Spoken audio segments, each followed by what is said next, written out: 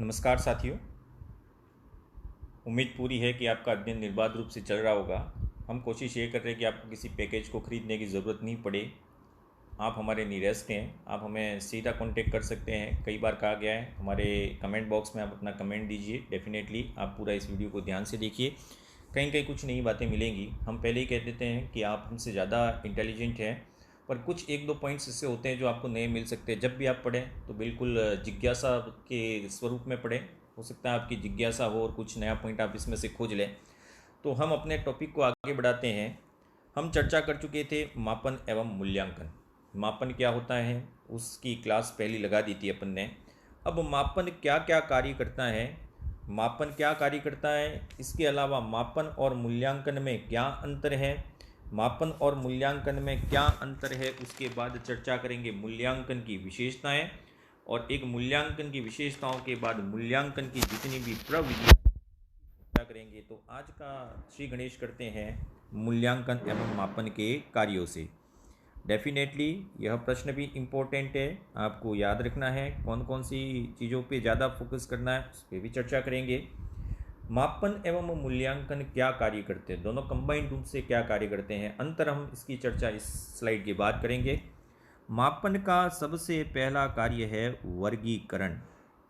मापन वर्गीकरण करने के लिए उपयोगी है। अब वर्गीकरण किसका किया जाए, तो छात्रों का वर्गीकरण करना है। लेकिन यहाँ प्रश्न पूछा गया है कौन कौन सी विशेषताओं का वर्गीकरण किया जाता है। तो एक छात्र की दूसरे छात्र के साथ क्षमता का वर्गीकरण, रुचियों का वर्गीकरण, क्षमता, रुचि और इसके साथ है व्यक्तित्व। ये इम्पोर्टेंट है, आपको याद रखना है कि मापन दो विद्यार्थियों का किस आधार पर वर्गीकरण करता है। तो ये तीन आधार बताए थे, क्षमता के आधार पर, रुचि के आधार पर और व्यक्तित्व के आधार पर। तो मापन एवं मूल्यांकन वर्गीकरण करने के कार्य आते हैं, काम में आते हैं।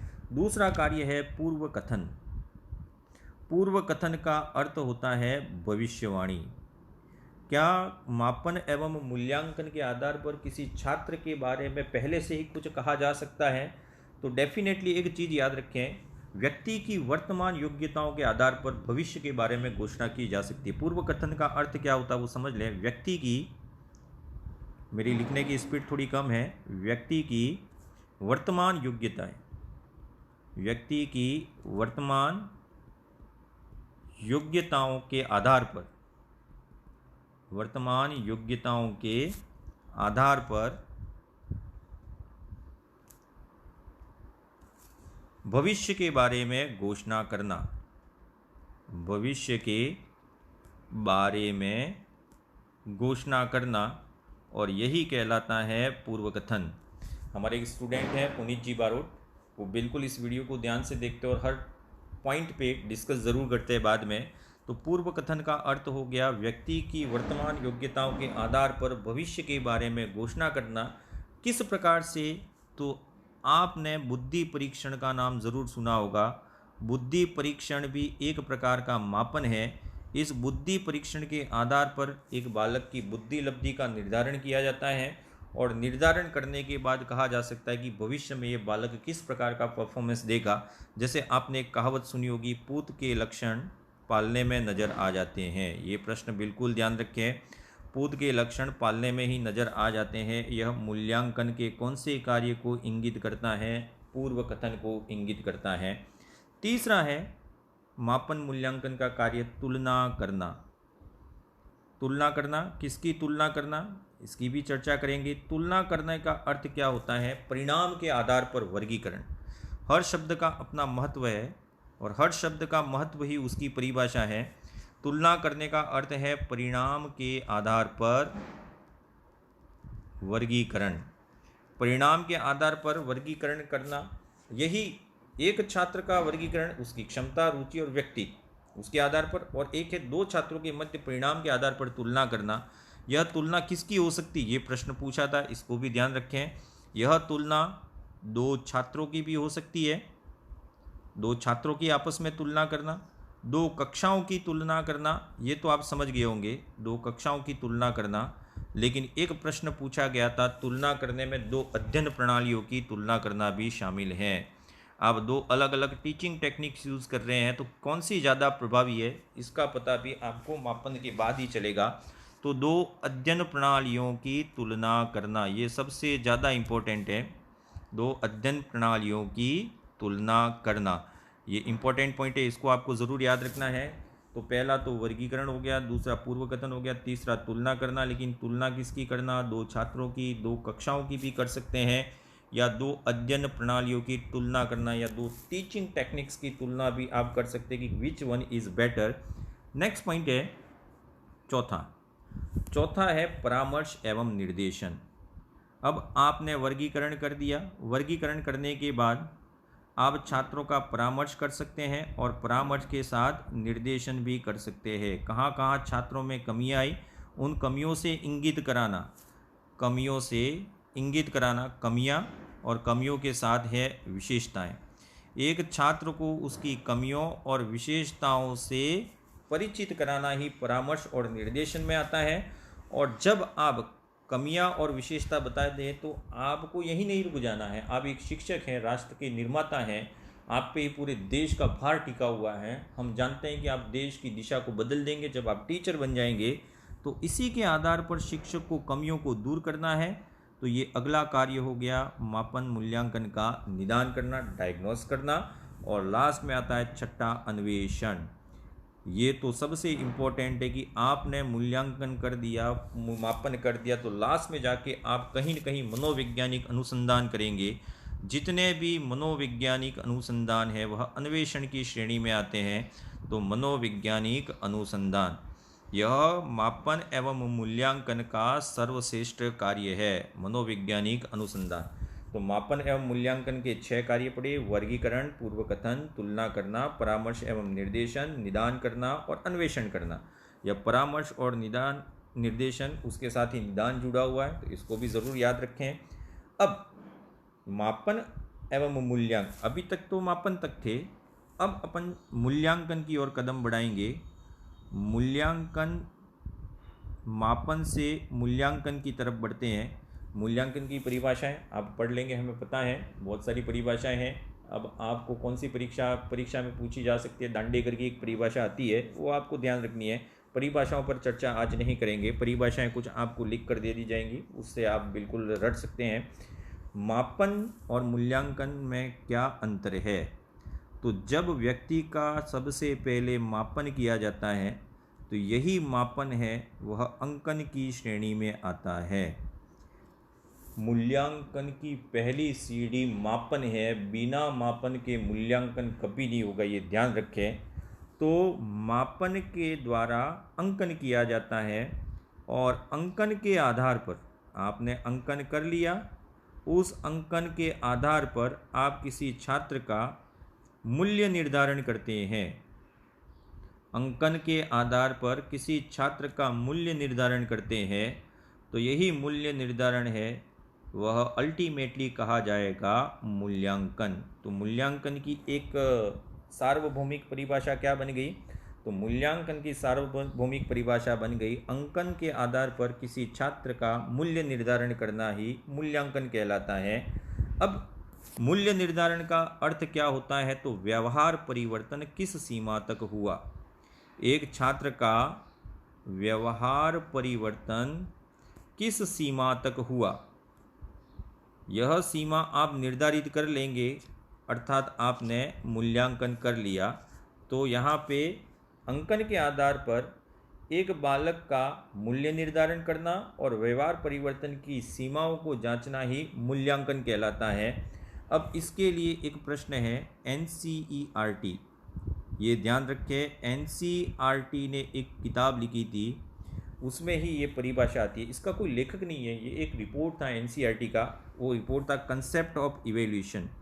ये ज़रूर याद रखें, कंसेप्ट ऑफ इवेल्यूशन, यह NCERT द्वारा दी गई थी। और इस कंसेप्ट ऑफ इवेल्यूशन में ही मूल्यांकन के 3 ध्रुव इन्होंने भी बताए थे कि शिक्षण अधिगम प्रक्रिया जो होनी चाहिए। लेकिन मूल्यांकन पर आधारित NCERT की कौन सी किताब है? Concept of evaluation. इसको हिंदी में बोला जाता है मूल्यांकन के समप्रत्यय। मूल्यांकन के समप्रत्यय किसी परीक्षा में पूछा तो नहीं गया है, लेकिन अब तैयार रहें इस प्रश्न के लिए कि मूल्यांकन को प्रभावी बनाने के लिए एनसीएफ 2005 के बाद एनसीईआरटी द्वारा जो पुस्तक लिखी गई थी उसका नाम क्या है? मूल्यांकन के समप्रत्यय या कंसेप्ट ऑफ इवैल्यूएशन भी कहा जाता है। तो ये हो गया मूल्यांकन की परिभाषा। अंकन के आधार पर किसी छात्र के मूल्य निर्धारण को मूल्यांकन कहते हैं। अब मापन और मूल्यांकन में क्या अंतर है? सबसे बड़ा पॉइंट यही है, मापन और मूल्यांकन में अंतर। तो एक चर्चा करेंगे मापन की और एक चर्चा करेंगे मूल्यांकन की। दोनों में क्या अंतर है? 7-8 अंतर तो आप जानते ही है, लगभग 10 अंतर की बात करेंगे अपन। सबसे पहला है, मापन का संबंध किससे होता है और मूल्यांकन का संबंध किससे होता है? तो मापन का संबंध है वो हमेशा मात्रा से होता है। कितना, इसका अर्थ हो गया मापन, मात्रा से। जबकि मूल्यांकन का संबंध होता है गुण से। मात्रा से अर्थात क्या हो गया? कितना। जब ये प्रश्न आए कितना, इसका मतलब ये मापन है। और कैसा, तो ये हो गया मूल्यांकन। आपके पास कितने गेहूँ हैं? 1 बोरी गेहूँ है, मीन्स आपने मेजरमेंट किया। लेकिन आपके पास कैसे गेहूँ है? बढ़िया क्वालिटी के, घटिया क्वालिटी के, मध्यम क्वालिटी के, यह मूल्यांकन हो गया। तो मापन का संबंध मात्रा से होता है, जबकि मूल्यांकन का संबंध है वो हमेशा गुण से होता है। दिशा की बात करें तो मापन की दिशा है वो एकांगी होती है, एक ही दिशा में चलता है क्योंकि इसका उद्देश्य एक ही होता है। जबकि मूल्यांकन होता है वो हमेशा बहुमुखी होता है। इसको कैसे समझें एकांगी और बहुमुखी को? तो बहुत आसान सा कंसेप्ट है। जब हम मापन करते हैं तो मापन है वह केवल एक ही पक्ष का हो सकता है, यह ज्ञानात्मक ही होता है हमेशा। मापन हमेशा एक छात्र के ज्ञान पक्ष का एकांगी होता है। लेकिन जब मूल्यांकन की बात करें तो यह ज्ञानात्मक भी होता है। तीनों पक्ष होते हैं, ज्ञानात्मक पक्ष से संबंधित भी होता है, भावात्मक भी हो सकता है ये, और भावात्मक के साथ मूल्यांकन है वह क्रियात्मक भी हो सकता है। ये ज़रूर याद रखें। तो मापन एकांगी होता है अर्थात ज्ञान पक्ष से संबंधित होता है, जबकि मूल्यांकन है वो बहुमुखी होता है। बहुमुखी का अर्थ हो गया इसका संबंध ज्ञान पक्ष से भी है, भाव पक्ष से भी है और क्रिया पक्ष से भी है। क्षेत्र की बात करें तो ये एक ज्ञान क्षेत्र से संबंधित है, अर्थात मापन का क्षेत्र है वह सीमित होता है, जबकि मूल्यांकन का क्षेत्र है वह बहुत व्यापक होता है, ब्रॉड होता है। इसको किसी सीमाओं में नहीं बांधा जा सकता है। तो मापन एक सीमित अवधारणा है, जबकि मूल्यांकन एक व्यापक अवधारणा है। इसको बिल्कुल याद रखना है, सीमित और व्यापक। मूल्यांकन के और मापन के आयाम की बात करें, ये तो हो गया क्षेत्र। अब बात करें आयाम, तो आयाम, इसके आयाम सीमित होते हैं, कुछ निश्चित सीमाओं के अंतर्गत ही मापन किया जा सकता है, जबकि यहाँ व्यापक नहीं लिखना है। मूल्यांकन के आयाम है वह अनंत होते हैं, अनंत, किसी भी चीज़ का आप मूल्यांकन कर सकते हैं। तो मापन सीमित आयाम के अंतर्गत किया जाता है, जबकि मूल्यांकन के आयाम अनंत होते हैं। अब सीमित है तो डेफिनेटली यह समय है वह भी निश्चित होगा। मापन का समय है वह एक निश्चित समयावधि के अंतर्गत किया जा सकता है, तो इसका समय निश्चित होता है। जबकि मूल्यांकन है वह सतत रूप से चलने वाली प्रक्रिया है। सतत रूप से अर्थात हो गया ये जीवन पर्यंत चलता रहता है, अर्थात मापन एक निश्चित समयावधि के अंतर्गत किया जाता है, जबकि मूल्यांकन है वह सतत एवं जीवंत पर्यंत चलने वाली एक प्रक्रिया है। निदान की बात करें तो मापन में निदान असंभव है। निदान यहाँ पे असंभव है, निदान करने के लिए मूल्यांकन ही करना पड़ेगा। तो मूल्यांकन के द्वारा निदान संभव है, जबकि मापन के द्वारा निदान संभव नहीं है। मापन साक्ष्यों का एकत्रीकरण करता है, साक्ष्यों का एकत्रीकरण अर्थात आंकड़ों का एकत्रीकरण भी कह सकते हैं अपन। मूल्यांकन साक्ष्यों का एकत्रीकरण करता है या आंकड़ों का एकत्रीकरण करता है, इसके बाद कुछ नहीं करता। अब आपको जो करना है वो करते रहो, हमारा काम तो हो गया भाई, जो डेटा चाहिए थे वो हमने आपको ला के दे दिए। तो यह प्राथमिक आंकड़े ही एकत्रित करता है। तो मापन साक्ष्यों का या आंकड़ों का एकत्रीकरण करता है, जबकि मूल्यांकन इन्हीं प्राप्त आंकड़ों का हमेशा विश्लेषण करता है। ये ध्यान रखें आप, मूल्यांकन और मापन में ये सबसे बड़ा अंतर है। क्या अंतर है? तो मापन है वह साक्ष्यों का एकत्रीकरण करता है, लेकिन अगर इन साक्ष्यों का विश्लेषण कर दिया जाए तो विश्लेषण करते ही यह मूल्यांकन की श्रेणी में आ जाएगा। अब आंकड़ों का एकत्रीकरण किया जा रहा, अर्थात मापन एक साधन हो गया। ओके, ये एक साधन है। इस साधन से विश्लेषण किया और किसी निष्कर्ष पर पहुंच रहे हैं, इसलिए मूल्यांकन हो गया साध्य। ये ज़रूर ध्यान रखें, मापन एक साधन है जबकि मूल्यांकन एक साध्य है जो अंतिम निष्कर्ष तक ले जाता है।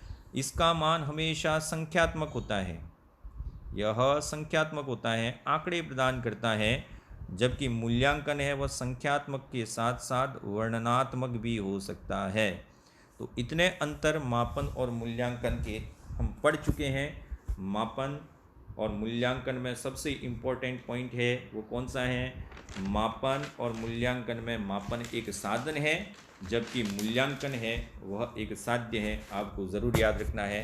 अब मूल्यांकन की विशेषताएं क्या क्या होती है? मूल्यांकन की विशेषताएं, बिल्कुल इनके बारे में भी आपको याद रखना है।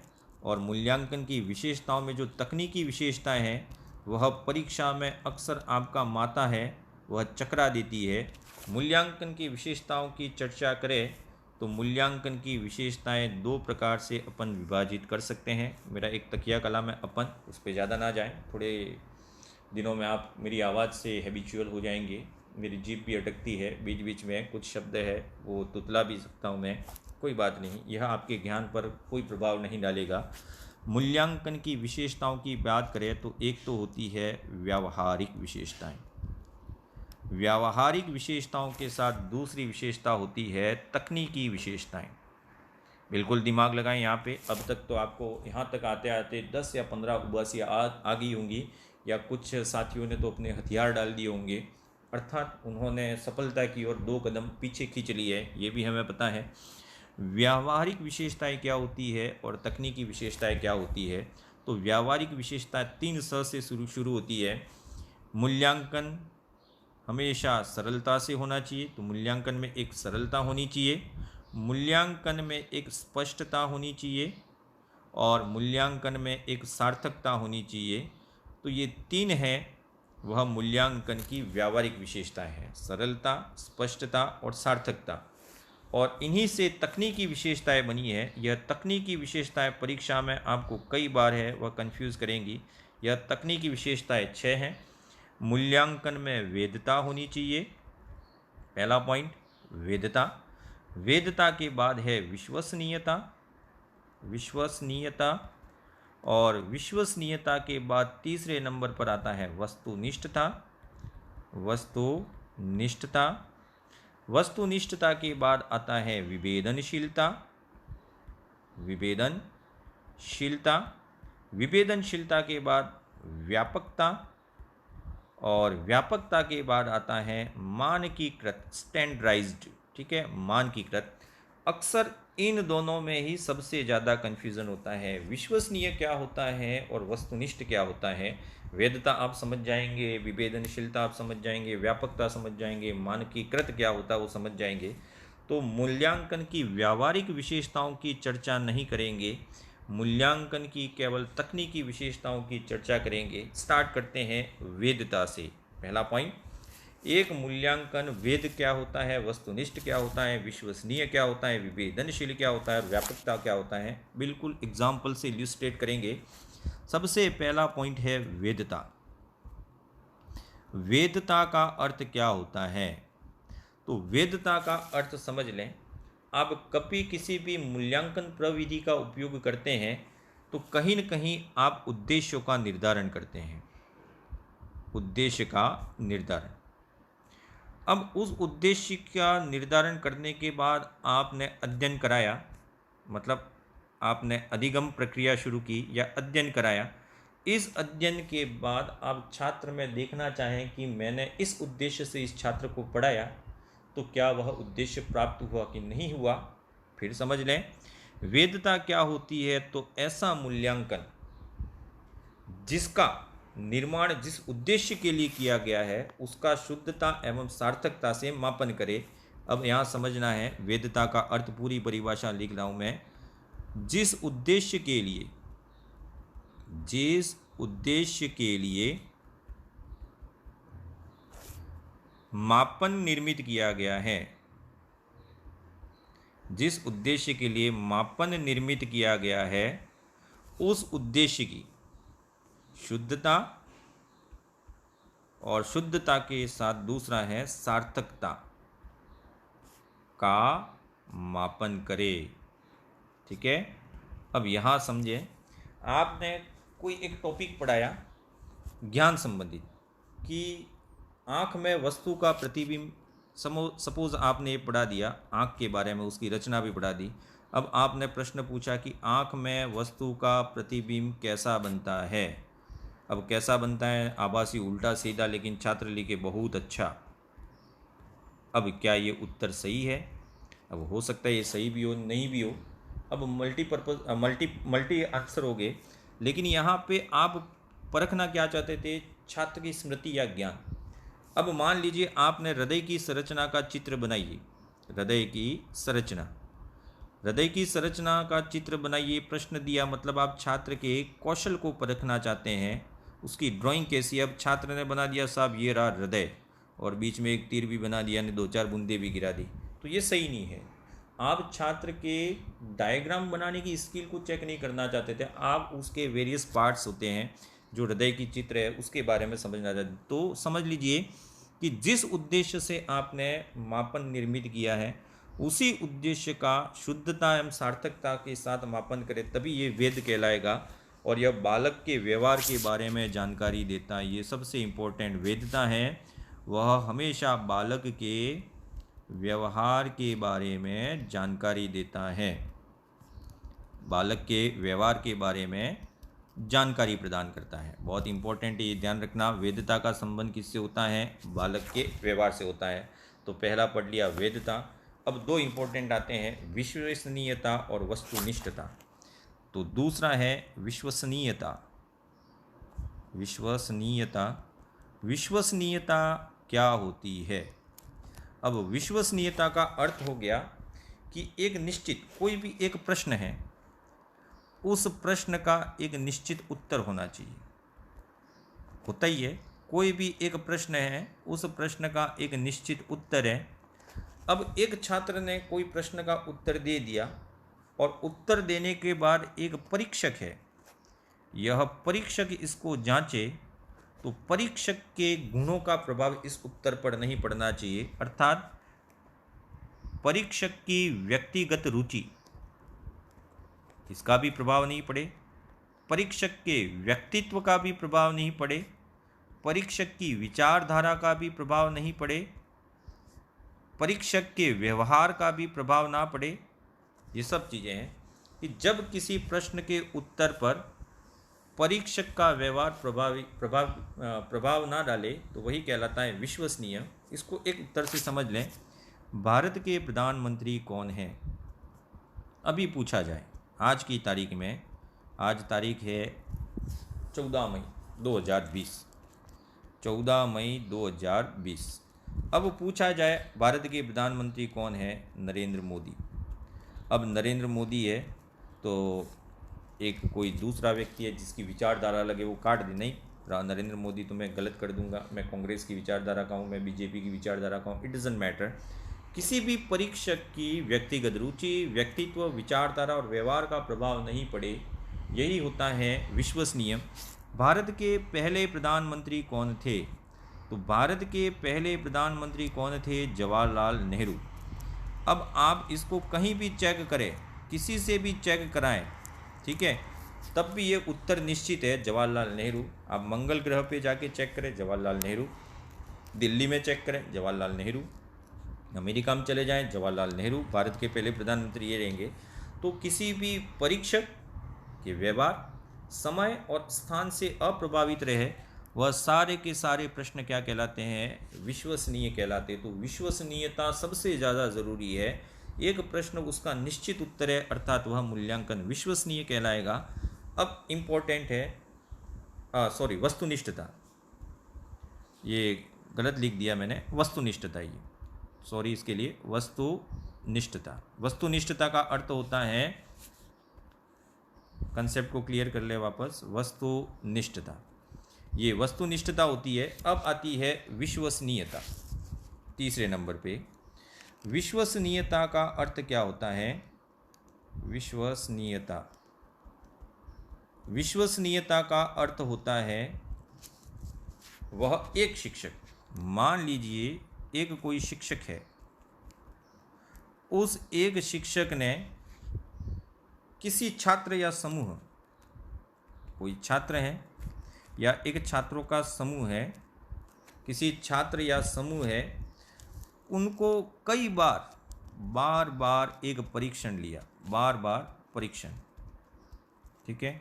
फिर समझ ली, विश्वसनीयता इंपॉर्टेंट है। पहला थोड़ा सा कंसेप्ट लिखने में और बोलने में गड़बड़ हो गई, वो वस्तुनिष्ठता, ये विश्वसनीयता है।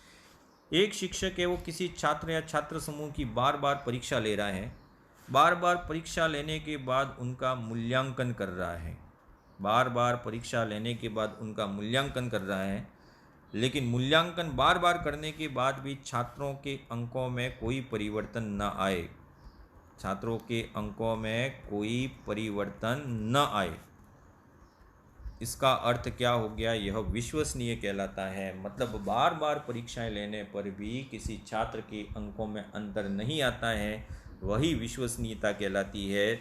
इसका एक प्रश्न पूछा गया था, प्रतियोगी परीक्षाओं में कौन सा मूल्यांकन का गुण नहीं होता? तो जितने भी कंपटीशन एग्ज़ाम होते हैं उसमें विश्वसनीयता का गुण नहीं होता। ये इस आधार पर बात करें, तकनीकी आधार पर। कैसे? आपने रीट 2017 का एग्ज़ाम दिया, रीट 2019 का एग्ज़ाम दिया, रीट 2017 में आपके 120 अंक आए, और सपोज़ आपने ठान लिया कि मैं थोड़े और अंक लाना चाहता हूँ, रीट 2019 का एग्ज़ाम दिया, वही सिलेबस है, वही पैटर्न है, सब कुछ वही है, लेकिन रीट 2017 और रीट 2019 में आपने देखा कि पहले 120 अंक आए थे, अब आपके 40 अंक ही आए।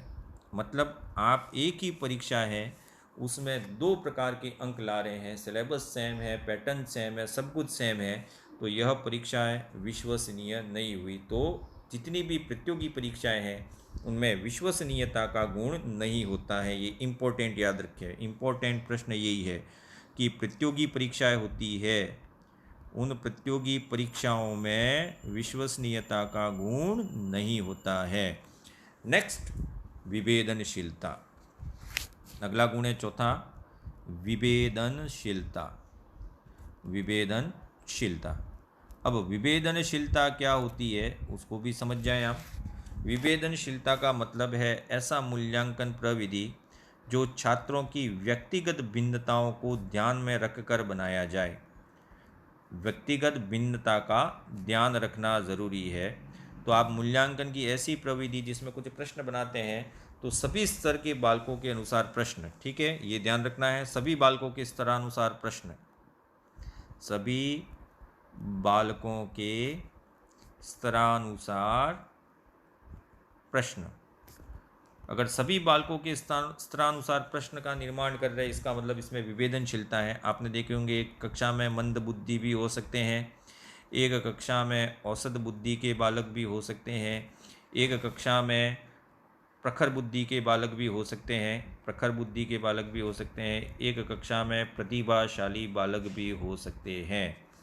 सभी स्तर के प्रश्न एक प्रश्न पत्र में होने चाहिए, यही कहलाती है विभेदनशीलता। इसमें एक प्रश्न आया था, एक प्रश्न पत्र है, इसको ध्यान से समझें। एक प्रश्न पत्र दिया एक अध्यापक ने, इस प्रश्न पत्र को दिया और इसमें 10 प्रश्न रखे थे, और 10 प्रश्न के लिए अध्यापक ने 10 अंकों का निर्धारण किया। 10 ही प्रश्न है, 10 ही अंक है, समय भी निश्चित है।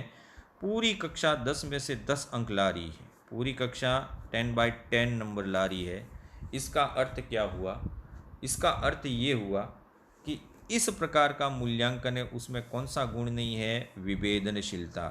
मंदबुद्धि छात्र भी 10 में से 10 ले आए। इसका मतलब हो गया कि यह इन्होंने कर दिया तो ये तो कर ही लेंगे, ये भी कर लेंगे और ये भी कर लेंगे। तो एक पूरी की पूरी कक्षा किसी प्रश्न पत्र में पूरे में से पूरे नंबर ला रही है, अर्थात उस प्रश्न पत्र में विवेदनशीलता का गुण नहीं है, ये ध्यान रखें। 5वें नंबर पे आते हैं व्यापकता। व्यापकता क्या होती है? व्यापकता तो ऐसा प्रश्न पत्र जिसमें पूरे पाठ्यक्रम का समावेश हो, पूरे पाठ्यक्रम का समावेश, तो वह कहलाएगा व्यापक प्रश्न पत्र। ठीक है, पूरे पाठ्यक्रम का समावेश कर दिया जाए तो यह व्यापक कहलाएगा। लेकिन इसमें इम्पोर्टेंट है अंक बार का सही निर्धारण करना, ये भी इसका पूरा पाठ्यक्रम भी आएगा और इसके साथ है अंक बार का सही निर्धारण करना भी व्यापकता में आता है। अब मान लीजिए आपने 10 चैप्टर है, 1 2 3 4 5 6, तो पहले चैप्टर से 9 नंबर के प्रश्न दे दिए और बाकी में आधा आधा आधा आधा करके ने 1 नंबर और दे दिया और 10 नंबर का एक प्रश्न पत्र बना दिया, तो ये नहीं। अंक बार का बिल्कुल सही निर्धारण करना है। ज्ञान आधारित प्रश्न, अवबोध आधारित प्रश्न, उनका भी सही सही निर्धारण करना है। तो व्यापकता के आधार पर ही नीलपत्र का निर्माण किया जाता है। ब्लू प्रिंट, नीलपत्र यानी कि ब्लू प्रिंट जो होती है, वह ब्लू प्रिंट किसके आधार पर निर्धारित होती है? व्यापकता के आधार पर।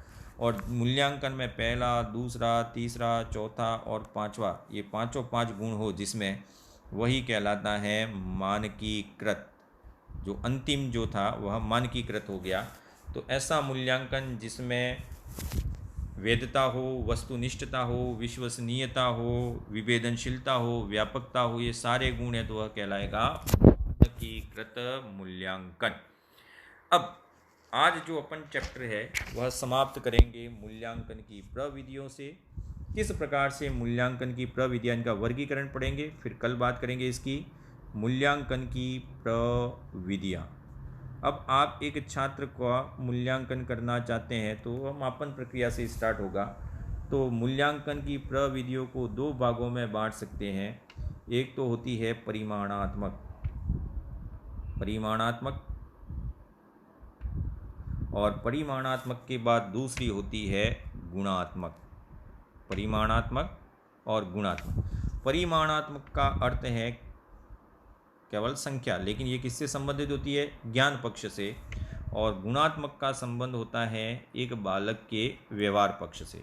तो ये ध्यान रखें, शिक्षण में परिमाणात्मक प्रविधियाँ वह ज्ञान पक्ष से संबंधित होती है, जबकि गुणात्मक प्रविधियाँ वह व्यवहार पक्ष से संबंधित होती है। गुणात्मक के बारे में हम नहीं पढ़ेंगे, क्योंकि जितनी भी व्यक्तित्व मापन की विधियाँ हैं, व्यक्तित्व मापन की जितनी भी विधियाँ हैं, वह सभी के सभी इसी के अंतर्गत आएंगी। तो व्यक्तित्व जब पढ़ेंगे तब यही अपन पढ़ेंगे। व्यक्तित्व मापन की सभी विधियाँ हैं वह गुणात्मक मापन में आएंगी। परिमाणात्मक में अगर किसी बालक का अंकन करना चाहते हैं तो आपको परीक्षा लेनी पड़ेगी। यह परीक्षा किस प्रकार से होगी? मौखिक, या तो आप मौखिक ले सकते हैं, मौखिक के बाद दूसरा हो सकता है आप लिखित ले सकते हैं, और लिखित के बाद प्रायोगिक। ये 3 प्रकार की परीक्षाओं का आप आयोजन कर सकते हैं, मौखिक, लिखित और प्रायोगिक। अगर आप तत्काल स्मृति का पता लगाना चाहते हैं, तुरंत ज्ञान को जस्टिफाई करना चाहते हैं, तो मौखिक परीक्षाएं छोटे बालकों के लिए उपयोगी है। लिखित यहाँ से ज़्यादा इम्पोर्टेंट है आपका। और एक प्रायोगिक क्या होती है? तो किसी विषय के व्यावहारिक ज्ञान का मूल्यांकन। कोई भी विषय है उसके व्यावहारिक ज्ञान का अगर मूल्यांकन कर दिया जाए, जो उसका थ्योरेटिकल नॉलेज है वो प्रैक्टिकली क्या सीखा, तो किसी विषय के व्यावहारिक ज्ञान का मूल्यांकन ही क्या कहलाता है? प्रायोगिक मूल्यांकन।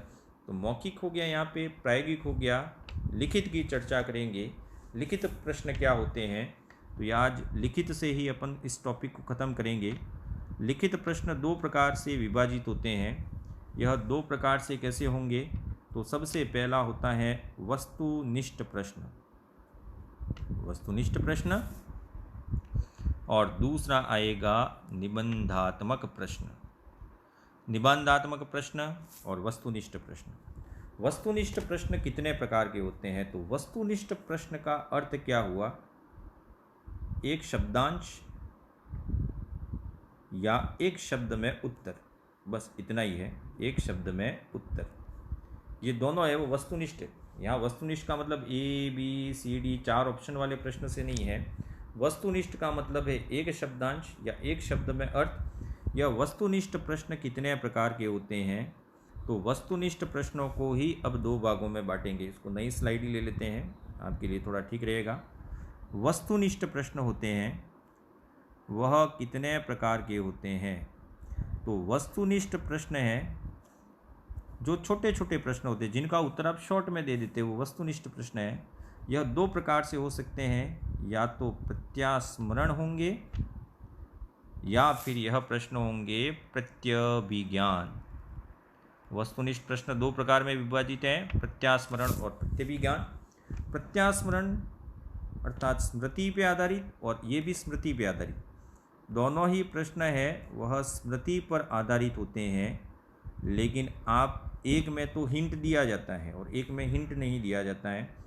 इसमें आपको कोई हिंट नहीं दिया जाएगा तो प्रत्यास्मरण है, और जिसमें उत्तर देने के लिए आपको कोई न कोई हिंट दिया जाए वो प्रत्यभिज्ञान है। तो बिना विकल्प के आप उत्तर देते हैं तो प्रत्यास्मरण, और विकल्प में ढूंढ कर उत्तर देते हैं तो वो प्रत्यभिज्ञान है। ठीक है, दोनों में ही ज्ञान का ही प्रयोग होता है। अब प्रत्यास्मरण प्रश्न 2 प्रकार से हो सकते हैं, सामान्य प्रत्यास्मरण प्रश्न और दूसरे हो सकते हैं रिक्त स्थान पूर्ति। अभी अपन प्रत्यास्मरण की ही चर्चा कर रहे हैं, वस्तुनिष्ठ में प्रत्यास्मरण। सामान्य प्रत्यास्मरण का अर्थ क्या हुआ, तो जिसमें क्वेश्चन मार्क WH फैमिली वाले जितने भी क्वेश्चन हैं, WH फैमिली से रिलेटेड जितने भी क्वेश्चन हैं वह सामान्य प्रत्यास्मरण में आएंगे। कब, क्या, कैसे, कौन, ये सामान्य प्रत्यास्मरण प्रश्न है, और इनका अंत है वो प्रश्नवाचक से ही होता है। इनका उत्तर भी एक शब्द ही होता है।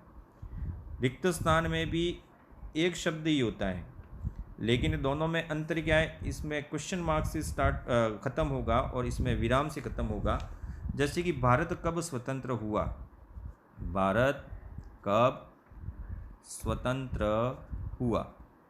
अब यहाँ पे पीछे क्वेश्चन मार्क आ गया, अब यहाँ कब आया। अब इसका उत्तर लिखना है 15 अगस्त 1947। तो ये कब आया, इसका मतलब ये सामान्य प्रत्यास्मरण, या छात्र को दिमाग पे जोर लगाना पड़ेगा।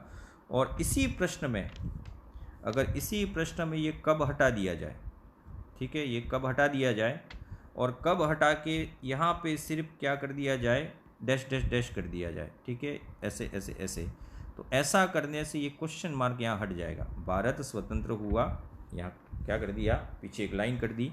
अब लाइन करने के बाद यहाँ छात्र को यहाँ क्या पढ़ना है, 1947। जब सामान्य प्रत्यास्मरण प्रश्नों से कब, क्या, कैसे हटा दिया जाए और क्वेश्चन मार्क हट जाए और डैश डैश कर दिया जाए, तब यही प्रश्न क्या बन जाते हैं, रिक्त स्थान पूर्ति प्रश्न बन जाते हैं। ये बहुत इंपॉर्टेंट है, दोनों याद रखें।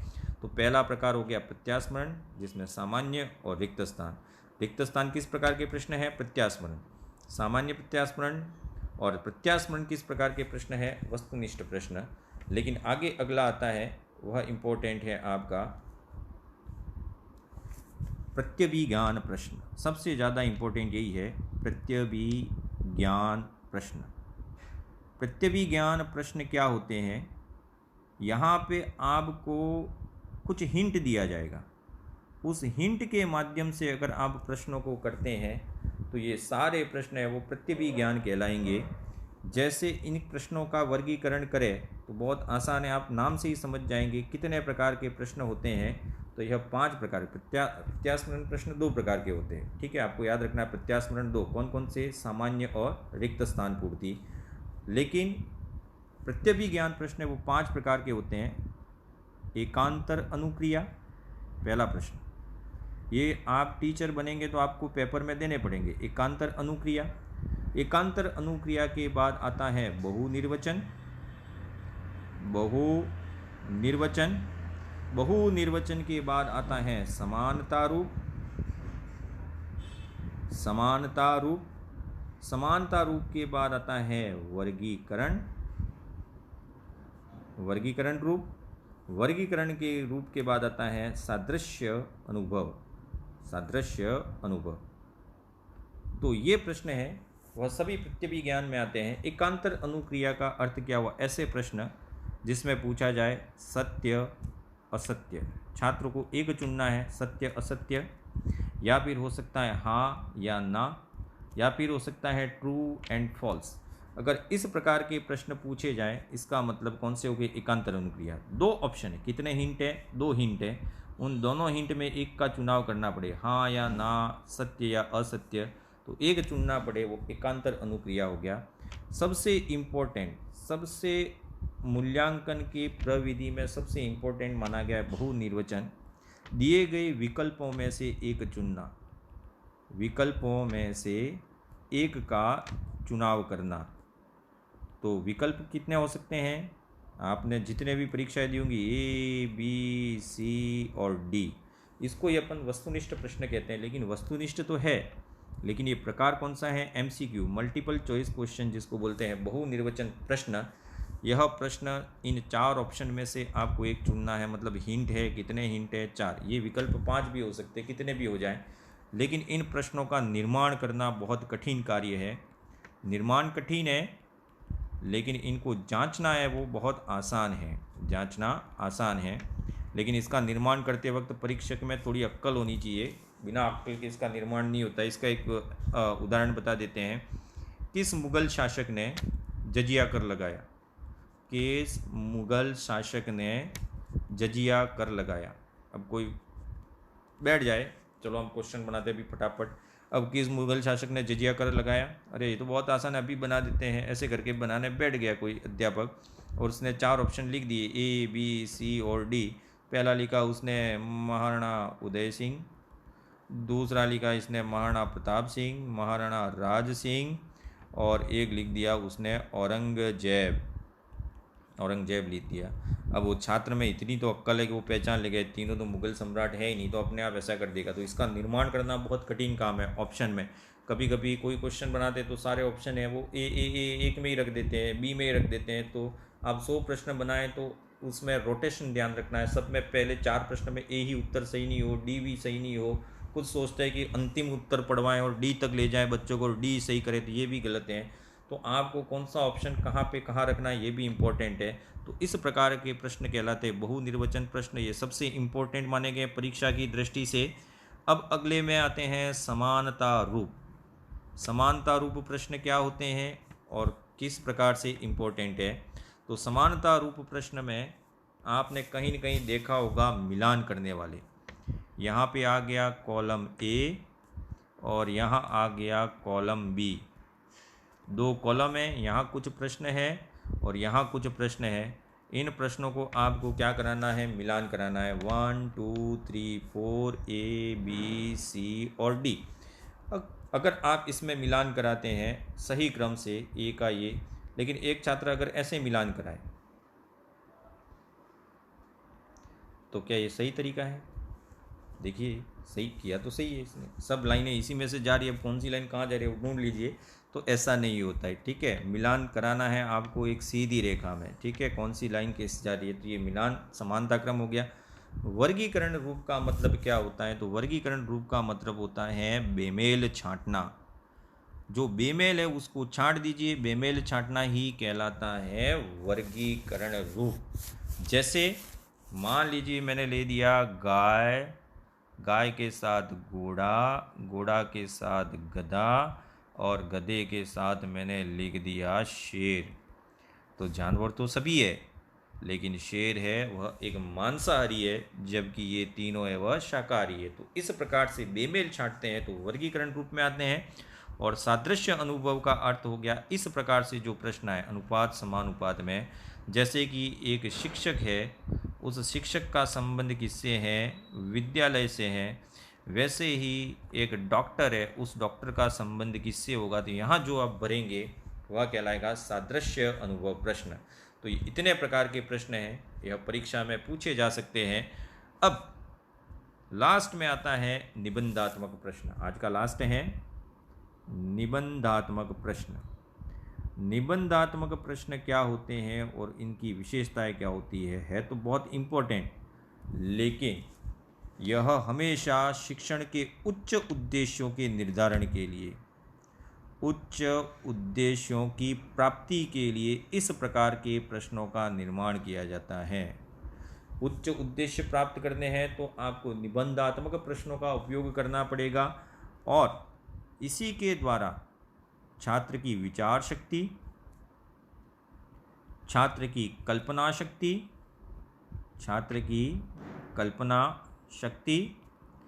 छात्र के विचारों की मौलिकता और उसके चिंतन, इसके बारे में निर्धारण करना है तो आपको निबंधात्मक प्रश्न ही देने पड़ेंगे। छात्र की विचार शक्ति, कल्पना शक्ति, मौलिकता, चिंतन और भी बहुत सारे गुण, ये शिक्षण के उच्च उद्देश्य होते हैं। तो इन उद्देश्यों को चिन्हित करने के लिए ही निबंधात्मक प्रश्न दिए जाते हैं। जैसे 4 लाइनें दे दी, इस 4 लाइनों में आपकी दृष्टि में कवि क्या कहना चाहता है? कवि क्या कहना चाहता है? अब कवि क्या कहना चाहता है तो आप अक्सर परीक्षा में अपने विचार लिखे होंगे, वो एक्सीलेंट ने संजीव पासबुक के लिखे होंगे, लेकिन आप खुद क्या सोचते हैं इन 4 लाइनों के बारे में, अगर वो लिख डाला तो कहीं न कहीं आपका जो उद्देश्य निर्धारित किया था शिक्षक ने वो पूरा होता है। यहाँ आप ये भी लिख सकते हैं कि कवि बकवास कर रहा है, कुछ नहीं कहना चाहता, लेकिन ऐसा नहीं है। ठीक है, आपको अपनी विचार शक्ति, कल्पना शक्ति, मौलिकता और चिंतन का प्रयोग करते हुए इन 4 लाइनों के बारे में सोचना है। इनका निर्माण करना बहुत आसान काम है। निबंधात्मक प्रश्न का निर्माण आसान है, लेकिन इसको जांचना है वह बहुत कठिन कार्य है। और जांचना कठिन कार्य क्यों है? क्योंकि इसको जांचने के लिए विशेषज्ञ ही जांच सकते हैं इसको, और विशेषज्ञ की प्रवृत्ति भी इन पर प्रभावित करती है इन प्रश्नों को। जैसे कि एक व्यक्ति ने निबंध लिखा, इस निबंध को कोई हिंदी का अध्यापक जांच रहा है, पहला, दूसरा और तीसरा।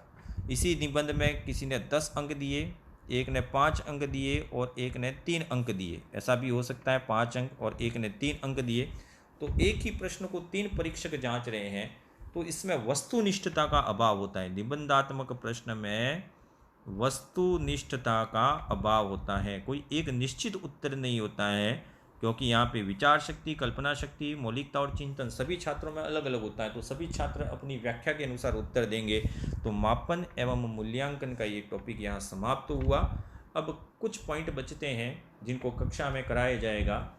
हम व्यक्तित्व स्टार्ट करेंगे कल से। इसके साथ ही NCF 2005 हो गया, RT 2009 बाकी है और क्रियात्मक अनुसंधान, तो दोनों कल लेंगे। धन्यवाद और कीप स्माइलिंग।